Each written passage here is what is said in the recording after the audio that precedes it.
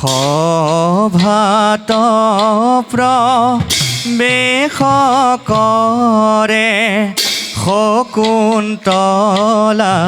পুত্ৰয় শকুন্তলা পুত্ৰ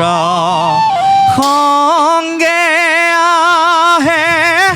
বনৰ পশু সংগে আহে বনৰ পশু দেখিতে বেশ দেখিতে বেশ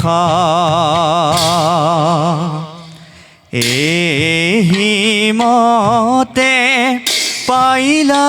গয়া সভাৰ ভিতৰ সভাৰ